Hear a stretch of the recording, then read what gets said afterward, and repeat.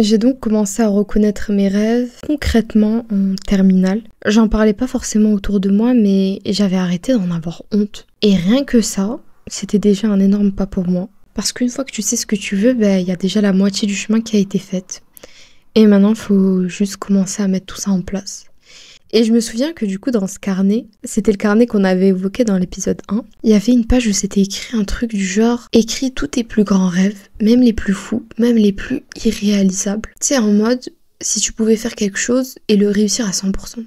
Genre, t'es sûr que c'est bon, c'est gagné d'avance, tu ferais quoi? Et c'est ce jour-là que j'ai compris que ce qui me manquait, c'était pas les idées, c'était le culot. Le culot d'assumer ce que je veux vraiment, même si ça paraissait bizarre pour les autres, même si les gens ne comprenaient pas forcément. Et tu sais, c'est une question totalement légitime. Comment se poser les bonnes questions? Comment faire les bons choix? Comment savoir ce qu'on veut réellement? C'est de ça qu'on va parler dans cet épisode. Salam alaikum mes go! J'espère que vous allez bien depuis hier. Bienvenue dans le deuxième épisode de Projet Glow, série signée Café Confidence by Sheshai. Aujourd'hui, on va se poser les vraies questions. Genre là, aujourd'hui, maintenant qu'on sait un peu mieux qui on est, maintenant qu'on a appris à mieux se connaître, faut qu'on passe à la suite logique, savoir ce qu'on veut, ce qu'on vise et ce qui nous fait vibrer. Comme je vous ai dit dans le livre, je sais pas si vous l'avez connu, ce livre, c'est Burn After Reaching. Je sais, mon accent il est pas si ouf que ça. C'était un livre archi à la mode à l'époque, je sais qu'on en parlait sur TikTok et tout. Ce livre, il avait attisé ma curiosité, je me rappelle, j'en parlais avec mes copines et tout. Et j'ai décidé de l'acheter sans aucune attente, tu vois, juste j'étais trop curieuse des questions qu'il y avait dans le livre. D'ailleurs, j'ai kiffé. Bon, du coup, forcément, actuellement, je n'ai plus le livre vu qu'il fallait le brûler. Je suis pas allée jusqu'ici, voyons, je les ai jetés à la poubelle. Mais j'aurais pas dû en vrai. Mais après, vas-y, tu veux faire quoi après? T'as raconté toute ta vie dessus. Bref. Et en gros, dans le livre, il y avait un avertissement au début, avant même la première question. Un gros avertissement en mode warning qui te disait ce livre, tu dois le montrer à personne et tu dois écrire comme si personne n'allait jamais le lire. Et c'est fou parce que je me suis rendu compte que dès les premières questions, parce que c'est des questions franchement archi profondes, je commençais déjà à mettre le regard des gens dedans. Genre je me disais, imagine ma mère elle tombe dessus, imagine ma soeur elle tombe dessus. Et tu sais, il y a automatiquement le bouclier de la pudeur qui se met et qui fait que t'écris des mots un peu plus simples. Tu sais, t'oses pas en fait. Et je me suis dit, non wesh. Il n'y a personne qui va le lire et personne qui va le lire. Et c'est là que j'ai commencé à me confier à moi-même. J'ai commencé, comme je vous ai dit dans l'épisode 1, à réellement me rencontrer, à savoir ce que je voulais vraiment faire. C'est là où j'ai évoqué pour la première fois de ma vie la création de contenu, YouTube, de grands projets. C'est des choses que j'aurais jamais osé dire à haute voix parce qu'on allait me juger ou qu'on allait dire que c'est impossible ou qu'on allait dire que c'est pas assez. Donc à ce moment-là, j'ai gardé ça pour moi, mais j'ai commencé à y penser sérieusement dans ma tête. Bon, la terminale, on le sait tous, même si bon, on ne devrait pas avoir autant de pression cette année-là. On sait que c'est une année quand même... C'est une année avec beaucoup de changements, beaucoup de chamboulements. Tu décides ce que tu veux faire l'année prochaine, quelles études. Et tu sais, ça détermine un peu quel métier tu veux faire après, etc., etc. Et donc j'étais là et je me disais, ok Sheima, réfléchis bien. Qu'est-ce que tu veux faire? Laisse de côté les profs qui te disent de faire telle ou telle chose. Laisse de côté tes parents aussi qui te disent de faire de telle ou telle chose. À la fin, c'est toi qui vas le faire, tu vois. À la fin, c'est toi, tu vas faire 5 ans d'études. Ou à l'inverse, c'est toi qui vas ouvrir ce business. Ou c'est toi qui vas faire ces formations. Tu vois, à la fin, c'est toi et toi. Donc même si chacun te conseille, chacun te donne son avis, pas parce qu'on te donne des avis que t'es forcément obligé de les écouter, tu vois. Et donc voilà, malgré la pression scolaire, le stress du bac et le flou total sur ce qu'on veut faire de notre vie plus tard, je me suis dit c'est le moment de me choisir. Et tu sais, t'as beaucoup de pression, t'as la pression de rendre fiers tes parents, t'aimerais les rendre fiers, etc. Et dans tout ça, du coup, on se rend même plus compte qu'on a le droit de rêver. Mais moi, en tout cas, personnellement, je voulais créer, je voulais avoir un impact, je voulais aider et je voulais partager. Et j'arrivais pas à trouver un métier qui rassemblait tout ça. Et en fait, à l'époque, je trouvais pas un métier qui rassemblait tout ça. J'avais l'impression que c'était impossible. Et pourtant, ce jour-là, en lisant ce livre, tous les rêves que j'ai écrits dessus, je me suis promis quelque chose, c'est que je vais me donner au maximum avec ce que j'ai. Et même si mes rêves, ils évoluent au cours du temps, c'est pas grave. Moi, je vais continuer à aller sur cette trajectoire et s'il faudra à chaque fois un petit peu la rehausser ou, tu vois, je le ferai. Et je me suis rendu compte aussi qu'on se met beaucoup de pression sur l'argent qu'on va gagner dans notre vie, sur notre futur salaire, sur le chiffre d'affaires de notre futur business, etc. Mais en soi, on a déjà notre risque, tu vois. C'est-à-dire que oui, tu dois faire les causes, tu dois faire ce que tu peux faire, mais au final, ton risque, c'est ton risque, tu l'auras. Tu vois ce que je veux dire? J'avais vu une phrase en plus tout à l'heure sur Insta, c'est même si t'es enchaîné, même si t'as des cordes et que tu peux plus bouger, ton lance il va venir jusqu'à chez toi. Donc en vérité, on n'a pas à s'inquiéter à ce point. Khir, Inch'Allah. Et puis il y a autre chose aussi, c'est que la vie elle est pas figée. Et ça c'est quelque chose que j'ai cru pendant longtemps. Et c'est ce qui a fait justement que j'ai eu du mal à savoir ce que je voulais faire plus tard. C'est que je pensais qu'une fois que j'allais choisir mon métier, c'est bon, je devais avoir le même toute ma vie. Mais non. Et littéralement, c'est ce que je vais faire, je vous mens pas. Déjà, je suis très stricte sur les conditions de ce que je ferai plus tard. Mais c'est hors de question que je fasse la même chose toute ma vie. Hein. Si vous voyez mes to-do list de tout ce que je vais faire plus tard, vous allez péter les plombs. Hein. Il y a 10 000 trucs. Et c'est ok. Je veux dire, on n'est pas condamné à faire une chose dans notre vie. Je veux dire, si t'es émerveillé par ça ou si t'as fait énormément d'années d'études, je pense... aux gens qui ont fait médecine et t'as envie de faire ça toute ta vie, ben go. Mais si t'as pas envie de faire ça toute ta vie, t'es pas obligé, quoi, tu vois. Moi, j'avais l'impression d'être figée alors que pas du tout. Donc, choisis quelque chose et puis, comme j'ai dit tout à l'heure, t'ajusteras. T'ajusteras ton objectif, t'ajusteras ton rêve. Mais je sais que beaucoup d'entre nous, mégo, on sait pas encore totalement ce qu'on veut, tu vois. On est en pleine construction, on est dans notre vingtaine et c'est normal. Et quand je parle de ça, je parle pas forcément juste niveau études ou boulot. Mais je parle de la vie en général. Et c'est totalement normal, c'est juste que on est en train de se construire, quoi. Mais en tout cas, moi, comme je vous l'ai dit, si je suis convaincue de quelque chose, c'est que chacun a son truc, chacun a son domaine, chacun a son impact, tu vois. Et il faut juste le découvrir. Donc aujourd'hui, je vous propose une méthode simple pour qu'on puisse avancer et s'aider dans cette réflexion, savoir ce qu'on veut, quoi, savoir ce qu'on veut faire, etc., pour pouvoir poser les bases, poser les objectifs, etc. Numéro 1, premièrement, vraiment la première des choses, et vous allez voir, c'est même la première leçon que j'ai eue en lisant ce fameux livre, c'est sois 100% transparente avec toi-même. C'est-à-dire que ça sert à rien de te voiler la face, ça sert à rien inconsciemment ou consciemment d'essayer de te faire kiffer une filière ou un truc parce que tel ou tel, ça sert à rien. On est passé par là, je vous le dis les filles. Hein. Les filles plus jeunes que moi, ça sert à rien. Et encore plus si tu sais pertinemment ce que tu veux, si tu sais que dans ton cœur t'as quelque chose qui t'intéresse, ça sert à rien. Franchement, c'est-à-dire que la première chose à faire c'est d'être transparente avec soi-même, de savoir ce qu'on aime, de savoir ce qu'on n'aime pas, de savoir ce qu'on est prêt aussi à sacrifier, ce qu'on n'est pas prêt à sacrifier. Tu sais, c'est tout ça qui va t'aider à peser le pour et le contre. Mais juste, sors tout de ta tête. Vraiment, comme je vous ai dit, écrire, c'est banger. Note les matières que t'aimes bien, par exemple. Les matières que t'as kiffé à l'école, même si t'es plus à l'école aujourd'hui. Hein. Note ce que t'as bien aimé, ce qui t'a fasciné. Note les activités que t'aimes faire, même si t'es pas passionné. Hein. Les trucs que tu trouves agréables. Les endroits où tu te sens bien, les gens avec qui tu te sens toi-même. Pose-toi des questions simples. Est-ce que t'aimes l'autonomie? Est-ce que t'aimes l'entrepreneuriat? Le salariat? Le travail manuel? Être mère au foyer? Balance tout. Genre même si ça n'a aucun sens. Et surtout, mégo, enlever le regard des autres dans l'addition. Parce que c'est ce qui va tout biaiser. Enlève la pression de réussir. Enlève le besoin de rentabilité. Enlève la peur de faire le mauvais choix. Franchement, tout le côté rationnel, je sais que c'est super important. Mais ça, on va en parler à la fin.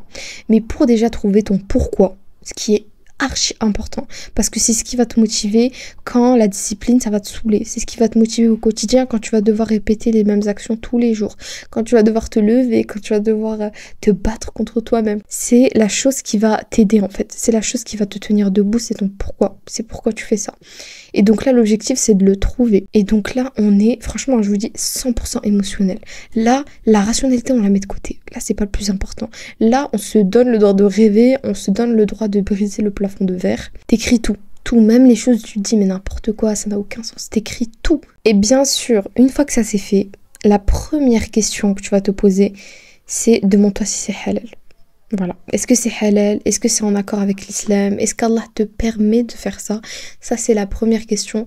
Et je ne cesserai de le dire, que ce soit dans ton futur métier, que ce soit dans ton lifestyle, dans ton couple, dans la manière d'éduquer tes enfants. C'est toujours un truc qui doit être au centre. C'est est-ce que c'est halal? Vraiment. Et si déjà tu vois que dans ta feuille, il y a des choses qui sont haram. Franchement, je sais pas, que ce soit de la musique, que ce soit des activités qui ne sont pas autorisées en islam, que ce soit un mode de vie qui soit déconseillé, peu importe. Déjà, tu vas barrer tout ça. Tu vas les barrer. Et aussi, je voulais parler de quelque chose. Souvent, je sais pas, on a une passion dans un truc ou peu importe, et on se dit, c'est haram, je le fais pas, ce qui est très bien, mais on fait rien. Et en fait, sachez qu'il y a toujours une porte de sortie, il y a toujours quelque chose de halal que vous allez trouver à faire qui va ressembler à ce que vous kiffiez faire avant. Parce que moi-même, j'ai été dans ce cas-là avant de faire de la création de contenu, avant de faire des podcasts. Je sais que j'ai été perdue pendant longtemps parce que j'avais l'impression que j'allais faire du haram, quoi qu'il se passait en fait. Peu importe si j'allais réussir ou pas, il y allait toujours avoir un peu de haram. Et en fait, non, genre, faut pas se dire ça. Faut se dire déjà, alhamdoulilah, que déjà je me rende compte et que je sois lucide par rapport à ça et que je normalise pas ça. Parce que c'est le plus grand piège, c'est de normaliser le haram. Moi, je sais que s'il y a un truc qui me fait peur, c'est, je sais pas, de faire des études ou un truc qui, je sais, après, me mènera à un poste où je vais forcément faire du haram. Et ça, c'est un truc que je veux pas faire, tu vois. Et je vous invite à vous poser les mêmes questions parce que, en fait, sinon, tu vas te sentir bloqué à la fin. Tu vas te dire, ok, j'ai fait tout ça d'années d'études, j'ai taffé à ce point, etc. Maintenant, c'est bon, quoi. Je dois travailler. Même si je dois enlever mon voile, je dois travailler. Même si cet argent, elle est pas forcément halal à 100%, je dois travailler. Même si je dois mettre de la musique dans, je sais pas, par exemple, ma création de contenu, je dois travailler, tu vois. Non. C'est pour ça, vraiment, réfléchissez à tout ça dès le début. Et, subhanallah, se poser cette question, ça va tellement vous rapprocher d'Allah. Voilà. Toujours la première question, se demander si c'est halal. Parce qu'en vrai, on peut faire beaucoup de choses tout en restant aligné avec notre foi. Faut juste commencer avec la bonne intention. Alors toujours, on pose notre intention. Numéro 2, ouvre ton esprit. Et sachez que quand je dis ça, je parle à moi d'abord parce que mon plus grand regret, c'est d'avoir eu un a priori sur un truc, une idée, peu importe qu'elle soit fausse ou vraie, et en fait de m'être empêchée de tester parce que j'ai projeté que ça allait être nul, ou que ça allait pas m'intéresser, ou que ça allait être bof. Tu vois, c'est comme quand on était petit à la cantine, qu'on n'avait jamais goûté des haricots verts ou des carottes et qu'on nous disait goûte et qu'on disait j'aime pas alors qu'on n'avait pas goûté. Et que la cantinière, elle disait toujours tu peux pas savoir si t'aimes si t'essaies pas. Je vous jure, c'est vrai en fait. Essayez tout.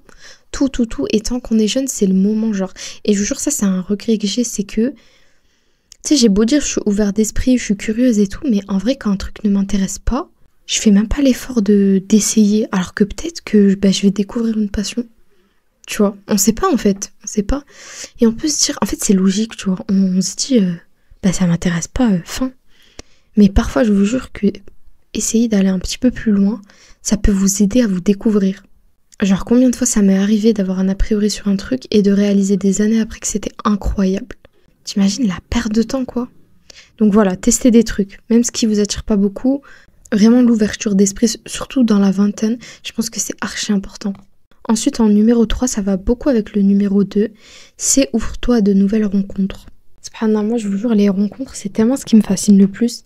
Parce que c'est fou comment, avec du recul, avec des mois plus tard, etc., tu te rends compte à quel point chaque rencontre, elle a été là pour une raison très précise. Que ce soit pour t'apporter du soutien, de la compagnie, te faire comprendre un point archi important, te donner une leçon aussi. Tu vois, en fait, les rencontres, ça va toujours te faire grandir plus vite et ça va t'aider à savoir ce que tu veux réellement. Ouvre-toi aux gens, genre parfois une seule conversation avec une sœur, ça peut allumer une lumière dans ta tête, genre.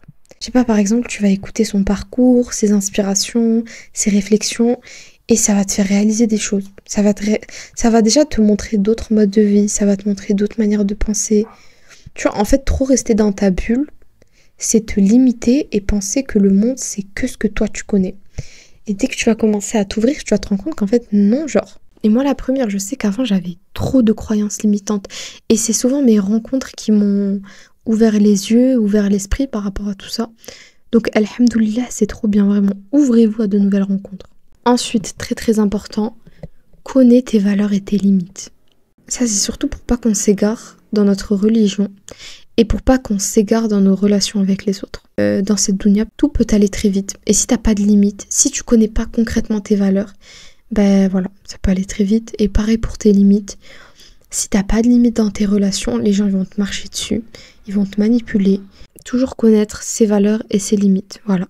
Quelles sont mes valeurs prioritaires? Voilà, que ce soit lié à la foi, à la liberté, à l'indépendance, peu importe. Est-ce que ce mode de vie va me rapprocher d'Allah? Est-ce que cet argent va être halal?